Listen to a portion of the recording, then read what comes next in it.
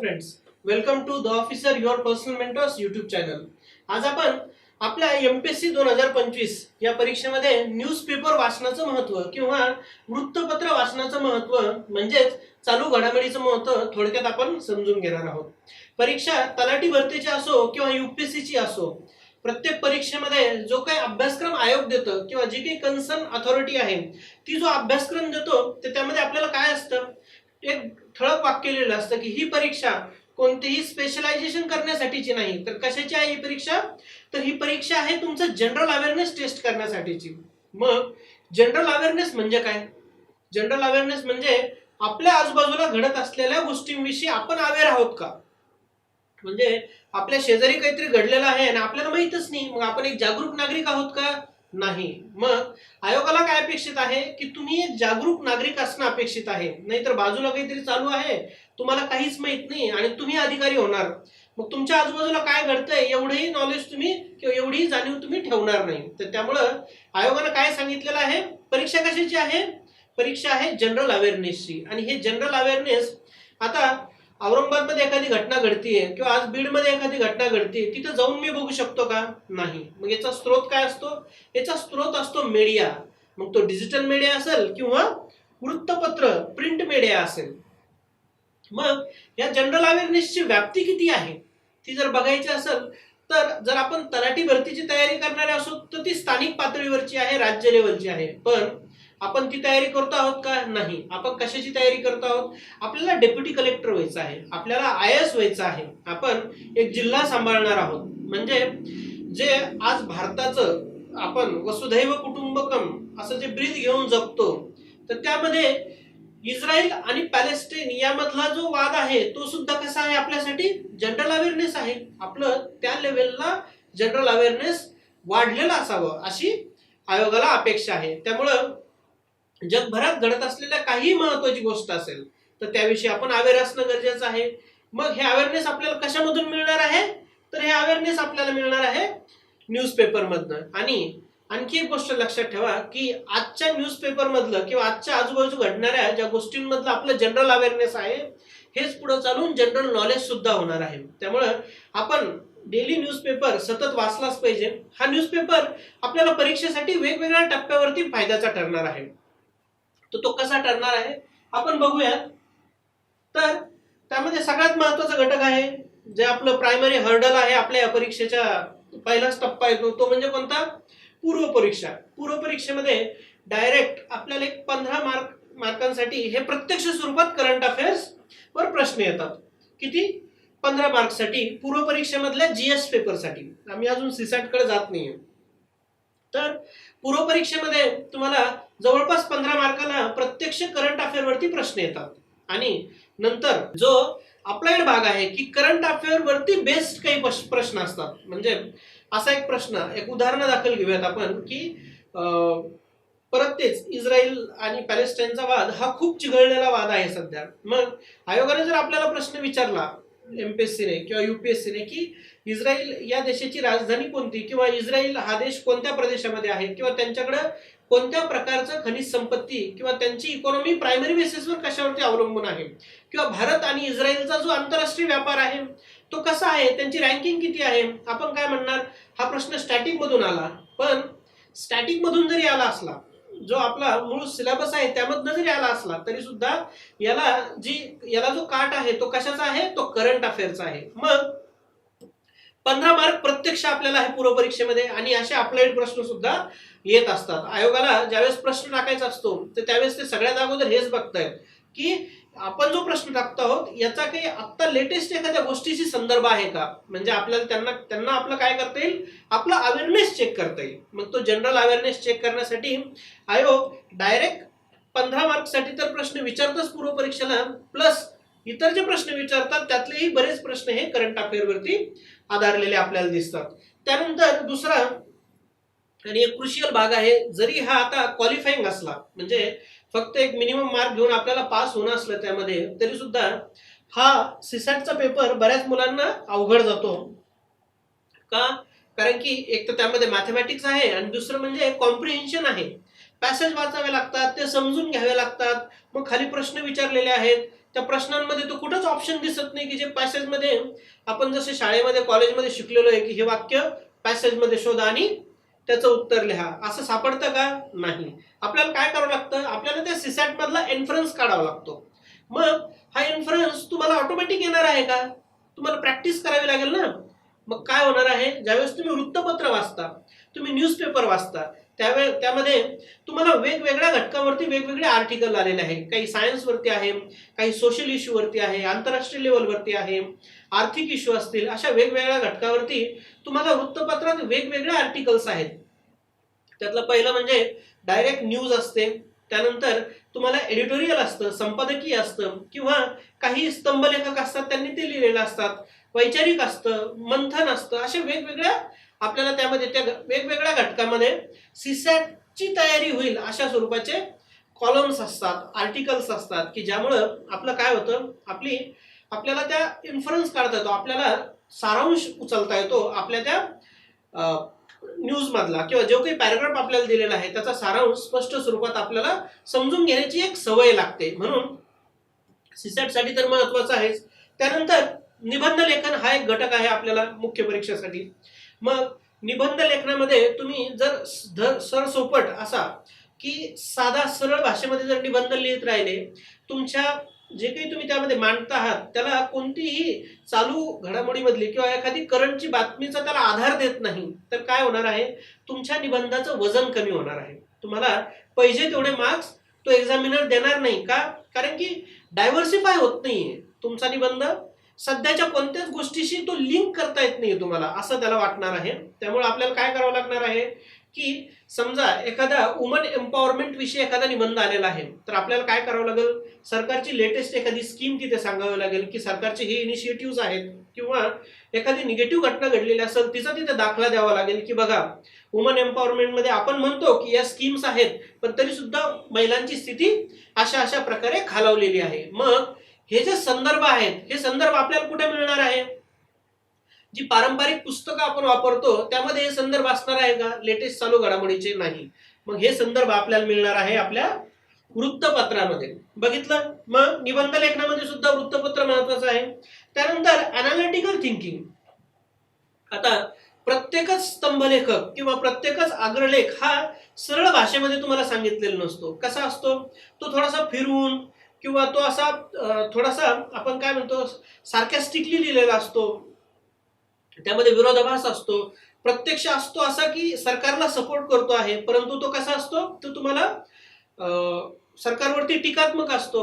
आणि आलेली प्रत्येक न्यूज ही कशी असते, तिच्या चांगल्या बाजू, तिच्या वाईट बाजू, तिचे दुष्परिणाम, तिचे चांगले परिणाम, असे वेगवेगळ्या अँगलनं तो ती बातमी कव्हर केलेली असते, किंवा तो जो काही लेख असतो तो कव्हर केलेला असतो.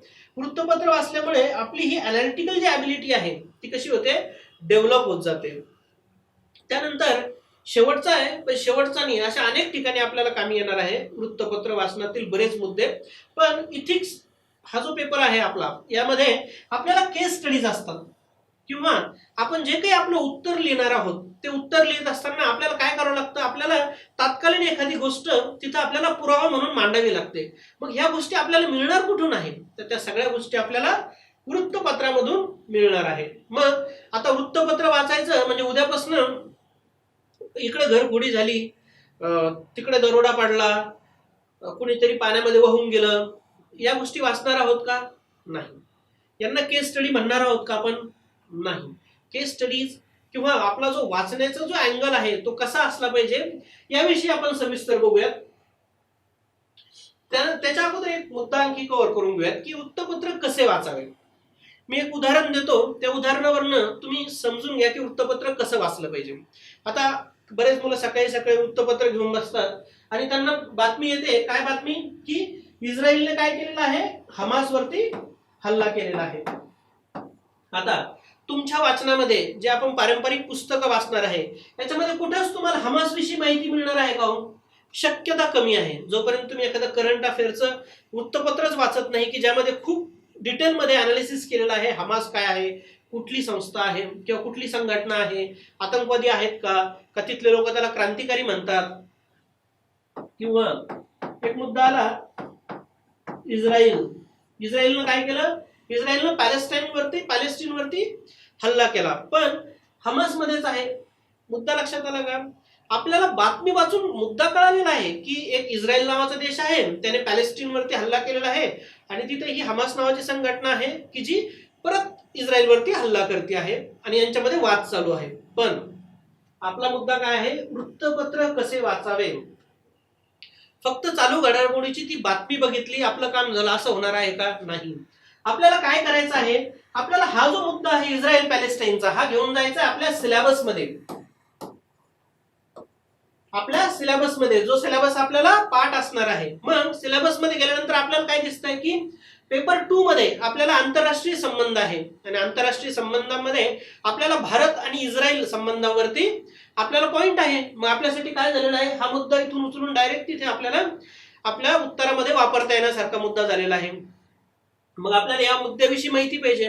मग तुमच्याकडे इंटरनेट असेल किंवा आणखी एखादं तुमचं पुस्तक असेल स्टॅटिक की ज्याच्यामध्ये इस्रायल विषयी माहिती असेल, थोडंसं जाऊन आपण ते चाळून बघितलं पाहिजे. म्हणजे हा आपल्या सिलेबसला कनेक्ट करून हा आपल्याला काय करायचा आहे, त्याचा स्टॅटिक भाग सुद्धा तिथं थोडक्यात आपल्याला कव्हर करायचा आहे. म्हणजे काय होणार आहे? करंट मधली मी एक बातमी वाचली की हमास या संघटनेने इस्रायलवरती हल्ला केला. ओ हो, असं झालं का? एवढ्यावरती सोडायचं आहे का? नाही. आपल्याला काय करायचं आहे?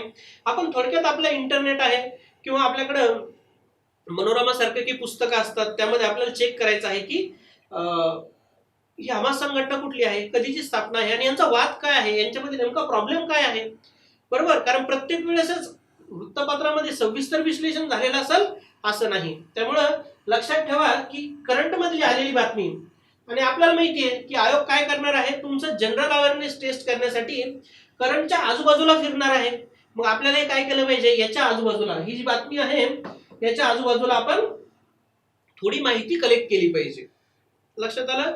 तर वृत्तपत्र वाचण्याचा हा एक चांगला मार्ग आहे की ज्यामधून तुमचा जीएसचा पण बराच घटक कव्हर होणार आहे आणि तुम्हाला त्या बातमीची एक सर्वांगीण असा आवाका येणार आहे. त्यानंतर आपला मुद्दा बघूया की वृत्तपत्र आपल्याला कोणत्या टॉपिक वरती फोकस केलं पाहिजे, वृत्तपत्र वाचताना कोणत्या घटकावरती लक्ष द्यावे. सगळ्यात पहिले लक्षात ठेवा की असा प्रत्येक घटक की ज्याचा संदर्भ आपल्या सिलेबसमध्ये आहे, हे सगळे घटक आपल्यासाठी महत्वाचे आहे. मग आपल्या सिलेबसमध्ये जर बायोडायव्हर्सिटी असेल, आपल्या सिलेबसमध्ये एन्व्हायरमेंट असेल, आपल्या सिलेबसमध्ये राज्यघटना असेल, तर मग आपण या संदर्भात करंट अफेअरमध्ये आलेल्या प्रत्येक गोष्टीचे काय केले पाहिजे, बाजूला नोंदी करून ठेवल्या पाहिजे, मुद्दे काढले पाहिजे. त्यातल्या सिलेबसमध्ये असलेल्या आणि करंट अफेअरच्या किंवा वृत्तपत्रामधल्या ठळक जे मथळे आहेत त्यातल्या काही गोष्टी आपण बघूया की राष्ट्रीय आणि आंतरराष्ट्रीय घडामोडी, अशा घडामोडी की ज्याचा राष्ट्रीय पातळीवरती काहीतरी परिणाम होतो आहे, आंतरराष्ट्रीय लेवलला एखादी झालेली घडामोड की ज्याचा परिणाम आपल्यावरती होणार आहे. एक उदाहरण घ्या की रशियाने सिरियावरती आक्रमण केलं. काय झालं? सगळ्या जगभरामध्ये पेट्रोल हा विषय मोठा गहन विषय बनला, कारण आपण रशियाकडनं पेट्रोल आयात करतो. मग अमेरिकेनं सांगितलं की आता कुणीच रशियाकडनं पेट्रोल आयात करायचं नाही.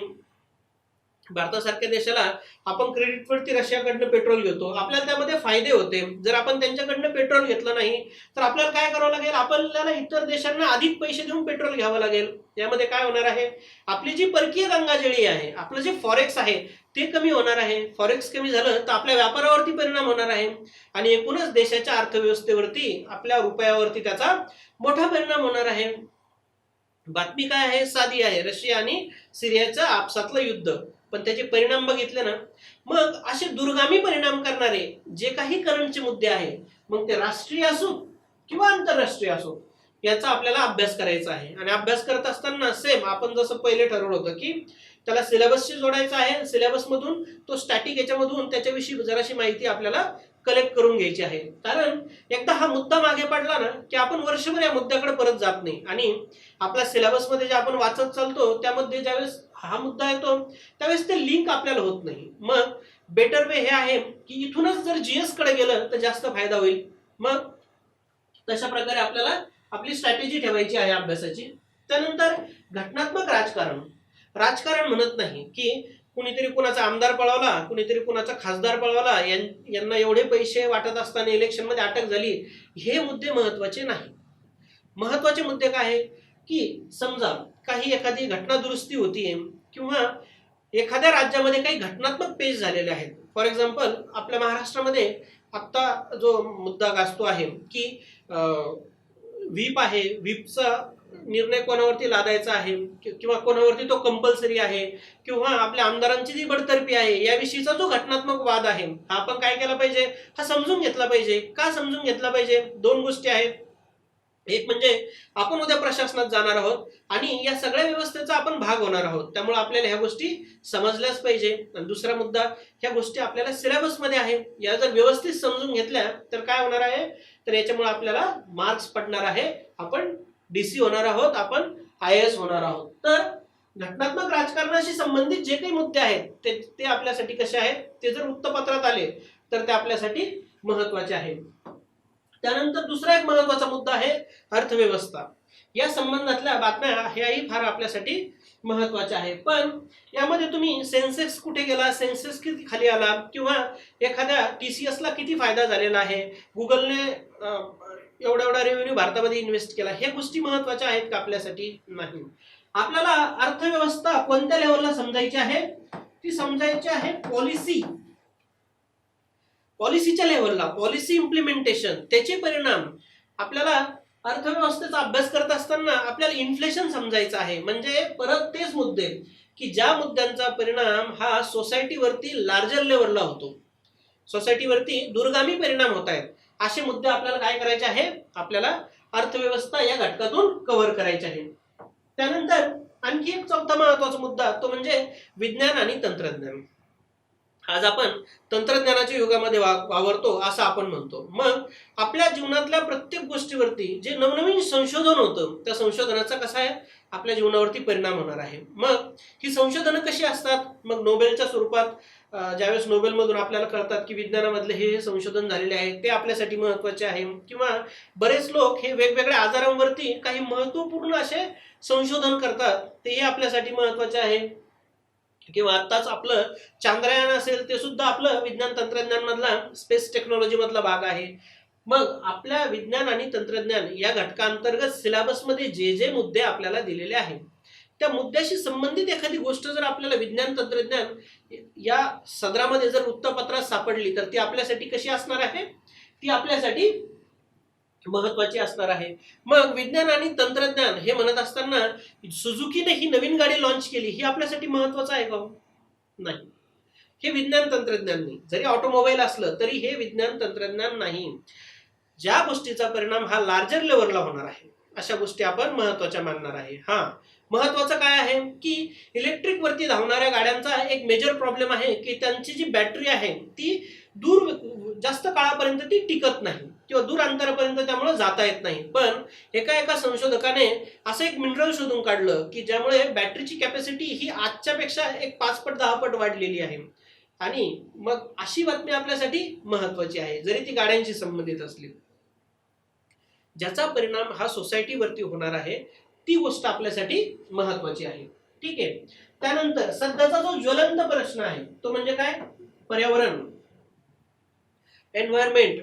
आज आपण बघतो की जागतिक लेवलला सर्वात अग्रेसिव्हली जर कशावरती प्रयत्न चालू असतील तर ते 2-3 ज्या गोष्टी आहेत त्यामध्ये आतंकवाद आहे, त्यामध्ये आपल्या राहणीमान सुधारण्यासंदर्भात जे काही वेगवेगळ्या इनिशिएटिव्ह युनायटेड नेशन्स वगैरे हाती घेतात ते आहे. आणि त्यानंतर आणखी एक महत्वाचा सगळ्यात हॉट टॉपिक कोणता आहे, तर पर्यावरण संवर्धन. मग पर्यावरण संवर्धनासंदर्भात काही नवीन योजना असतील, काही नवीन इनिशिएटिव्ह कोणी सुरू केला असेल किंवा एखादी गोष्ट जगभरात अशी घडली असेल की ज्यामुळे दूरगामी परिणाम ह्या पृथ्वीवरती किंवा आपल्या एकूण एन्व्हायरमेंटवरती होत आहेत, तर अशा गोष्टी आपल्यासाठी काय आहे, चालू घडामोडीमध्ये त्या अत्यंत महत्वाच्या आहेत. त्याचबरोबर काही सामाजिक समस्यांसंदर्भात जर आपल्याला वृत्तपत्रामध्ये बातमी असेल की ज्या सामाजिक समस्यांचा परिणाम हा देश पातळीवर आहे, आंतरराष्ट्रीय पातळीवर आहे, अशी जी एक समस्या आपण पाश्चिमात्य देशांमध्ये बघतो की तिथे काळ्या वर्णाच्या लोकांना हिणवल्या जात होतं, त्याविरुद्ध काळ्या लोकांनी आंदोलन केलेलं आपण मध्ये बघितलेलं आहे. किंवा जे सावळे लोक आहेत त्यांनी आंदोलन केल्याचं आपल्याला दिसतं. ही कशी आहे, ही सामाजिक समस्या आहे, त्याविषयी आपण अभ्यास केलाच पाहिजे. किंवा जे जेंडरवरती आधारित LGBTQ हा समाज आहे यांच्याविषयी जे वेगवेगळे निर्णय होत असतात जगभरामध्ये, तर ही कशी आहे, ही एक सामाजिक समस्या आहे. तर अशा ज्या बातम्या आहेत ह्या आपल्यासाठी महत्वाच्या आहेत. आणि त्यानंतर सरकारच्या ज्या काही पॉलिसी आणि योजना आहेत, आपण कोण आहोत, भविष्यात आपण कोण असणार आहोत, आपण अधिकारी असणार आहोत. आणि आपलं प्रायमरी जे काम आहे ते काय आहे, सरकारच्या पॉलिसीज, सरकारची जी धोरणं आहेत ती जनसामान्यापर्यंत राबवून एक कल्याणकारी राज्याची जी चौकट आहे ती सुधरून ठेवणे किंवा ती चांगल्या प्रकारे एस्टॅब्लिश करून ठेवणे, हे आपलं काय आहे, आपलं ध्येय आहे. आणि ती कशा थ्रू करता येते किंवा कशा थ्रू केली जाते, तर सरकारच्या गव्हर्नमेंटच्या ज्या पॉलिसीज आहेत, त्याच्या स्कीम्स आहेत, याच्या इम्प्लिमेंटेशन ते केल्या जातात. मग आपण आपल्या सिलेबससाठी सुद्धा हा मुद्दा आहेच की स्कीम्स अँड पॉलिसीज फार महत्वाच्या आहेत. त्याचबरोबर आपण एक जागरूक अधिकारी म्हणून सुद्धा या ज्या स्कीम्स आहे या समजून घेणं गरजेचं आहे.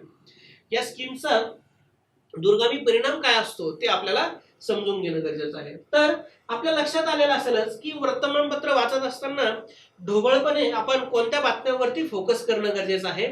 इंटरेस्ट म्हणून तुम्ही स्थानिक लेवलच्या बातम्या वाचत असाल ठीक आहे, पण त्यामध्ये वेळ किती घालवायचा हे तुम्हाला ठरवावं लागणार आहे.